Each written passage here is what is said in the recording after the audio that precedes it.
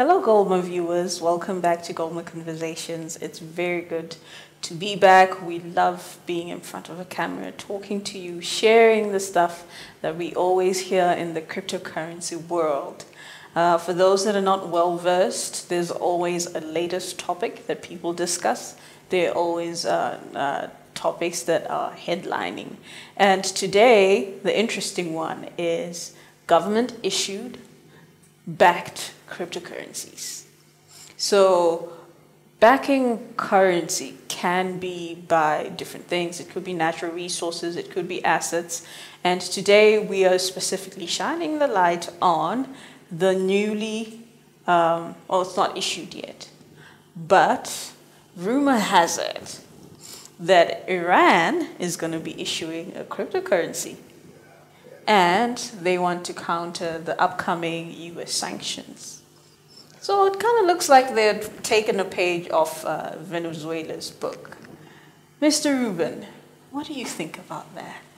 Yeah, no, it's a very interesting idea, because effectively they want to, according to this CoinDesk article that I'm reading, they want to use the cryptocurrency as a means of facilitating transactions internationally, because part of the sanctions that have been targeted against Iran mean that Iranian banks are taken off the SWIFT system. That's the system that's used to clear international payments. Like if you have to wire money to a different country, it has to go through that clearing system. So using the cryptocurrency to do that is very sort of ingenious, basically, because it means it cannot be sanctioned. I mean, to block it, you'd have to sort of shut down a whole network of things that's really difficult, if not impossible, to do practically. So it's very innovative, and I'm curious to see how successful it's going to be. Okay. I have a question about this. Mr. J, don't... Yeah, phones go off, man. It happens. Pardon us, it's their business. It's a business. That's what you get when you have a CEO on the panel, right? Phones blowing up all the time, but hey, the show will still go on. I find it interesting that they saw what Venezuela was doing and they decided to take a different angle to suit what they're trying to counter, like to meet their need. I have a question as far as government-issued cryptocurrencies are concerned. We've been seeing a lot of countries that are suffering at the hands of this whole American economic war. Like if we can't physically, affect you or sway you to make certain decisions, then we're just going to choke your economy, and do you see more countries adopting what Iran and Venezuela are doing right now? So, because I'm the only American, you got me on it. Got me on this question. Well, I definitely see that this is a trend. Venezuela, Iran, who knows, maybe Turkey next. Yeah. And who knows? Maybe South Africa. Maybe some other country. Yeah. But what it does address is the issue of sovereignty and self-determination. And when you begin to bring that issue up, that removing yourself from the US dollar is an act of sovereignty, of creating your own currency. Yeah. It does make it a bit problematic for the US to deal with them in a politically correct manner. So they may find some other issue with them and then blame it on that issue. So let's just say maybe they say, well, you're not abiding by the nuclear terms, so we're going to sanction you, Or maybe you're doing something that's inhumane, so we're going to sanction you. But not because you're trying to become sovereign. Okay. And I also think this too, just to add on to that. I believe that the United States, who would not do that? If you're in charge, who's going to say, nah, go ahead, man. Go and do your own thing. Yeah. Take all my resources, and do your own thing. Because, you know, whether people want to admit it or not, the United States, CIA funded a lot of what they have. You know, they had a lot to do with it in the early days. So now, of course, and the United States did a lot with respect to spending a lot of money in World War II to defend the world's currency and stability. So they're still saying that, hey, look, y'all, you guys owe me. A lot of you guys didn't pay up.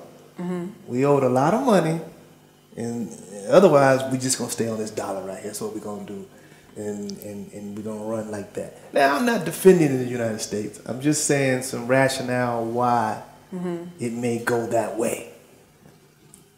But I have to say that, and I'll be remiss if I didn't say this, that there is something that will happen in the future where people will begin to have their own sovereignty and exercise that sovereignty through cryptocurrency.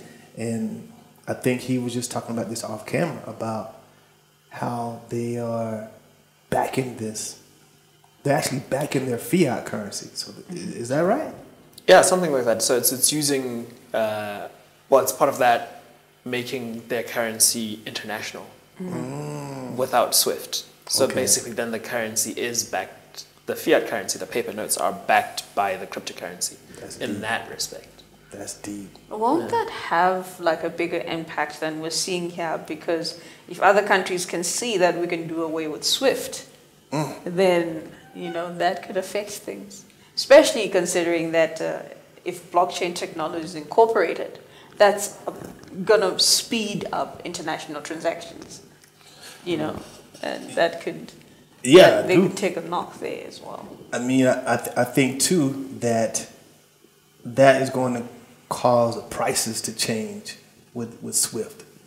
It's also going to open up markets that never really existed. Because in America, we don't get good news from Iran. We don't hear about good news. Like, this is great things that's coming from Iran. You know? We don't get good news about Zimbabwe. Oh, no, they got this great thing happening in Zimbabwe. That's true. Although we know that there are people who want to excel. There's people that want to do well in Zimbabwe. There are people that want to do well in Iran. They want to grow their economy. They want to have safe and secure schools for their children. You know, they want to feed their children properly also. And we can't look at them as a monolithic group where they're all evil. All these evil Iran people. You know what I mean? Like, they're different groups of people the same as them. And I think that as the internet begins to expand more and people become more aware of this, they won't take on this monolithic perspective of this entire country is just one way. And that's all it is. That's true. Yeah, I mean, I just thought about, like, when I went to your house, your mom's house. And I saw your mom had her own business. She was doing her thing. She's doing her thing. And I was like, wow, quietly. Quietly, it's not out there, but she's just making her own money at home. Now she's making her own money, which again addresses sovereignty. People want sovereignty. It's just an expression of sovereignty. So why would a nation not want sovereignty? Is she gonna wait and say, the government needs to do this for me? You know what I mean? Kids gotta eat. I don't want sovereignty. Let me just wait. Let me just use someone else's. This is Iran. I mean, in 2017 had a GDP of like 439 million. That was like a 35 million growth from 2016. They have to protect themselves. They have to protect themselves. You can't expect, you see sanctions coming. What's the most effective way of doing that? That's the most decentralized way of doing it. Because if it's centralized, you know you're going back to the US. So you need to evade some way, somehow. So I would say it's a trend, like what Mr. J is saying, and we are going to see more of this. If the US doesn't have an ace up their sleeves right now to counter those, it's going to go viral. I have another question Okay. for everybody here. Yeah. Let's start with you. I keep hearing that they're going to back their fiat currency, right? That's number one. Number two, the cryptocurrency is going to be backed. This might sound like a stupid question, but what are they going to back it with? I know people are going to say, obviously oil, duh, but like, what about backing it with production? What about, like, there's so many possibilities, and because they haven't quite stated, you know, from what I've seen, what they're going to back it with, what would you think my apologies, what do you expect them to back their cryptocurrency with? I don't expect them to back it with a commodity. I would hope that they don't back it with oil. The reason for that is, if I look at the Venezuela case, they backed it by oil. Like there's an actual direct conversion between the cryptocurrency and oil. So when that gets put into the market, the CFTC in America is going to look at that and say, well, oh, hold on, that's a future. It's a futures contract. So people who buy that, they would then say that you're illegally buying futures. So it blocks off the American market. I mean, if people were interested in buying the petro. So I would hope that Iran doesn't go along that route, because I think effectively they would run into that same problem because of the sort of contestation or the power struggle that's there. Not power struggle, fight, sorry, that's there between the Iranian government and the American government. So I would hope something along the lines of production, as you're hinting to.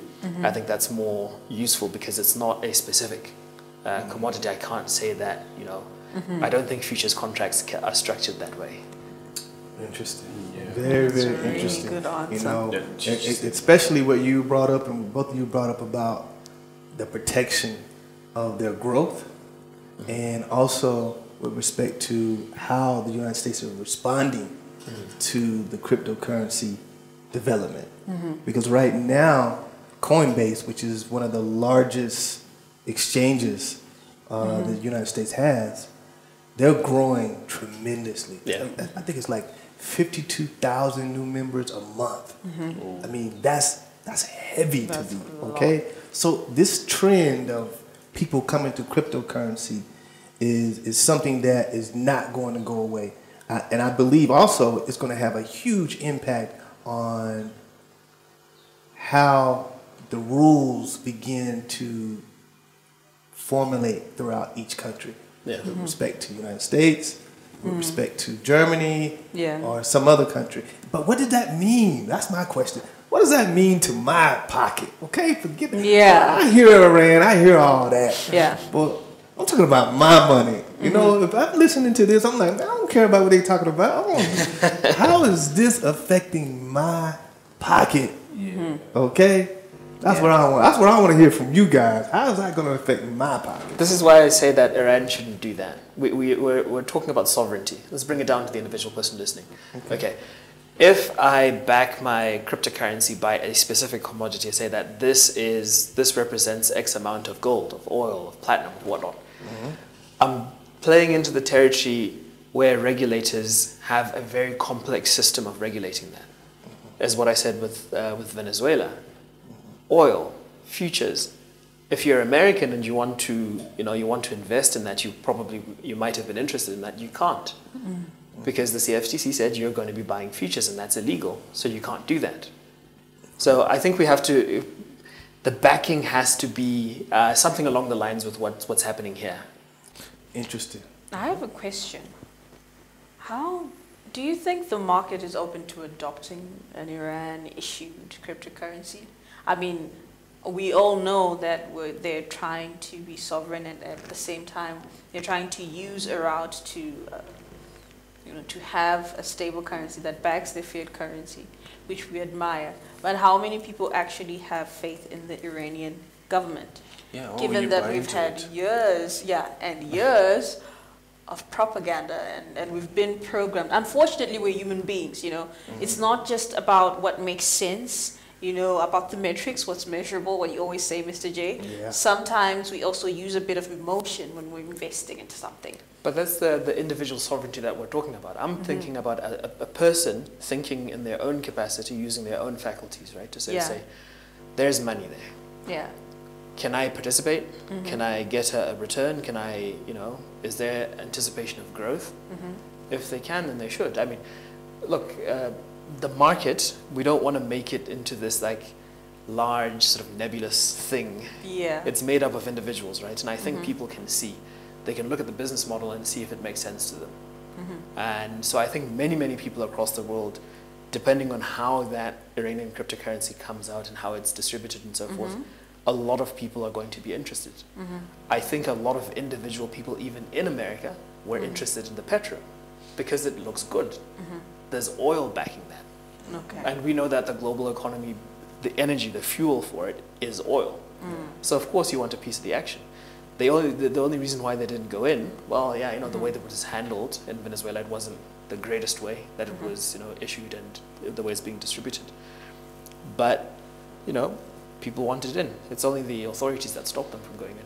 So do you think, aside from the fact that it's Iran or Iran issuing the currency, confidence will not be affected in any way?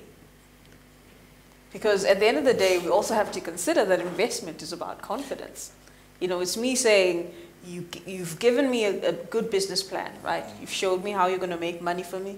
Here, I trust that you'll be true to your word that you've put in your white paper or your business proposal, whatever it is you're going to pitch to the investor, right? So that's what I'm asking, you know, like, given that the world that we live in, mass media is dominated and people have been somehow programmed to sort of fear Iran and North Korea and like all these other countries. So I'm just saying, do you think people won't be inhibited by, that lack of confidence in the government? What I think is, what's important with cryptocurrency is, what do you offer the people that are going to buy into it, as opposed to what other people say? Because with cryptocurrency, as opposed to fiat, which is basically imposed on us, the US dollar that we're using their terms and whatnot. If they're going to revert to cryptocurrency, what do I gain in accepting, in me adopting their cryptocurrency? If I hear Iran, in my mind, yes, we mentioned fiat. They're backing their fiat with this crypto. But in my mind, my first thing is, I know Iran has gas. I know Iran has oil. How are those commodities going to fit into this mix? Whether you're not directly backing the coin, the currency by that resource, but how am I going to get a return? You know, if I have this, how am I going to benefit? I'd rather just use the US. So what is it? Are they going to offer that's different? Are they just digitizing their money to say, you know what? Okay, we just want to avoid the Swiss way of doing things and just digitize it. That's all, and nothing else again. So they need something on their hook to lure people in. What is it? That's what I want to know. I think that you hit a huge point. The fact that they're using blockchain technology will provide transparency. Transparency does what? It builds confidence, or it makes you realize this is a scam. And that will, in itself, make it very obvious exactly what's happening. No propaganda will be able to hold up, because the blockchain will show it. You can look right on the Explorer and say, okay, that transaction happened. Everything is matching right up. Imagine if they post their smart contract on GitHub. Okay, now they can look at the smart contract. You can look at all the transactions. It's very difficult then for propaganda to impact everyone. You can impact a lot of people, but not everyone. So it's going to be very interesting what happens. 82 million people, 4.3% growth. I mean, that's huge. The United States don't even have that. We're 3 point something. Now, what do you think is going to happen now? I mean, even before that, 2016, they had 12 point something in terms of growth. That's unheard of. Yeah. Now, of course, they had a negative 1 point something the year before, but but still having that type of growth is huge. It's huge. So let's see what happens. Yeah. Curious. I still want to know what's happening to my pocket. I want to know how is that impacting That's very my important. pocket. Why am I listening to this? This ain't got nothing to do. I want to know why. I'm going to tell the next person, yo, you really need to listen to this, how we break this down from a countrywide, national-wide, and all the way down to the individual, to the person who's got their business running in the garage.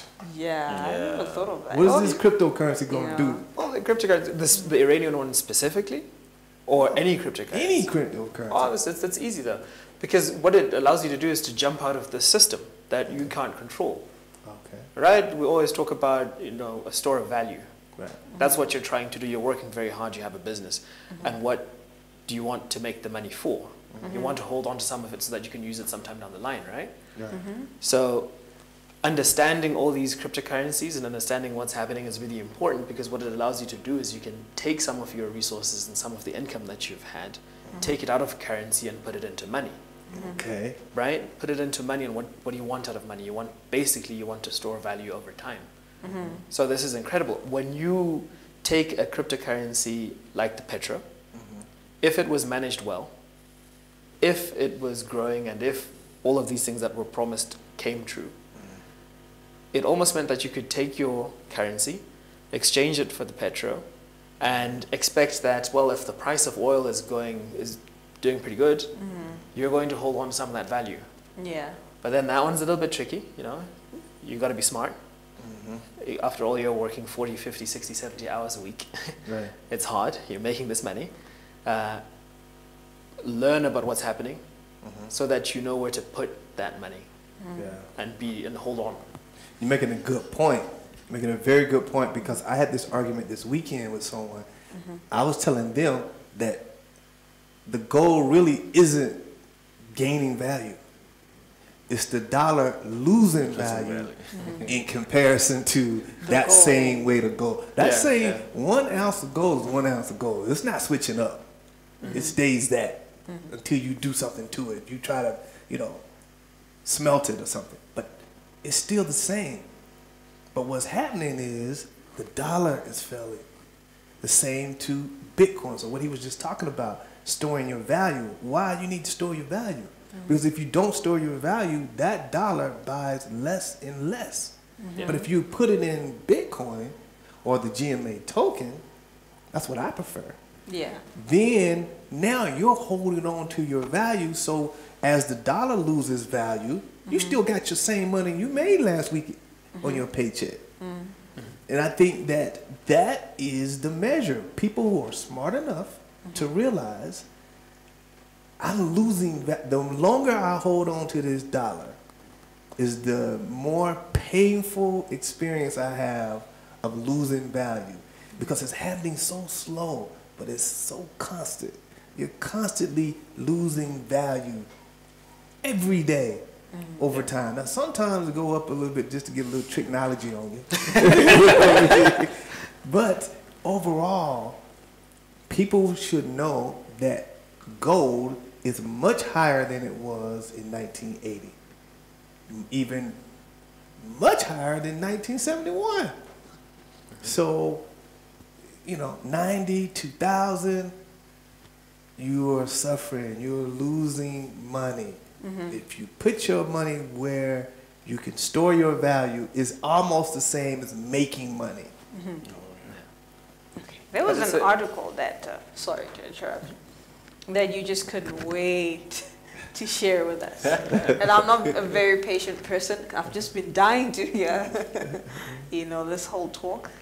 Do you want to share that with us? Yeah, I do. I'm going to share it on the second part. Okay. We're gonna go on the second part. All right. Now, you asked a question about media perceptions of countries And I just want to tie that into the sovereignty question. I think the people that we're talking to here, like the person watching this, I would like to believe that they're people on the leading edge. Yeah. Because the cryptocurrency space is a leading edge space. So I don't think that they're going to be swayed or really taken too much by the media hype that's created about specific countries. Because a lot of people who are investing, even like big time investors who work for, the big financial institutions, yeah, you pay attention to the media. That's one thing that you use. It's sort of like one metric that you use to make a decision. But there's a lot of stuff that they're paying attention to, and they'll see. If something makes sense, they'll see. You can't keep something good, like a good thing, a secret for any meaningful amount of time. It's going to come up and people are going to say, okay, this makes sense. So if whatever Iran does, it might be great for the person that you're talking about, someone who's, who has a small business and who wants to hold on to the money that they're making. If they watch it and see how they're going to structure it, it might make a lot of sense, and they might be able to, not only hold value, I'd like them to make a bit of money as well. And I was talking to, I won't say his name, but I was talking to a big time investor, big guy, last night. And he loved this idea. He loved it. He was like, wow, you mean to tell me like a bond, if I buy a 7-year bond, I put that money in there and I have to wait 7 years for it to mature. But if I take it out, I'm losing money. If I take out anything, 1 cent, I'm losing money. I get penalized. So it's stuck there. It's stuck there. Even if you go and invest in, let's say, an oil company, or you're investing in diamonds, or you cannot get your investment back out until it matures, until the business is matured enough and made a profit. Then you hopefully, if they say you are entitled to this dividend, then you will get a dividend. But with cryptocurrency now, you can exchange some of these tokens that you get on the exchange market and liquidate a bit of your investment. Even diversify it if you want. So this is going to be huge for those who are able to broaden their awareness, broaden their knowledge base, and say, this is how I'm going to preserve money, make money, and have wealth generation. I want to see where else, I'm just asking guys, where else can you get that kind of deal? I've looked. I haven't seen that anywhere.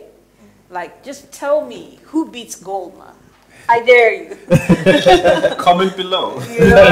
Respond with a comment below. Just let us know, because every time we talk about it here, it always fascinates me that, I haven't seen this anywhere. It hasn't been done. And we all know the most innovative ideas have never been, they're not common, And unfortunately, we are going to have to conclude this discussion for now. There's more, and remember to subscribe to our channel. We are putting out content on a daily basis. Give this video a thumbs up if you liked it. Leave us a comment in the section below and tell us why you didn't like it if you didn't. And until next time, it's bye from us here at Goldma. Bye-bye.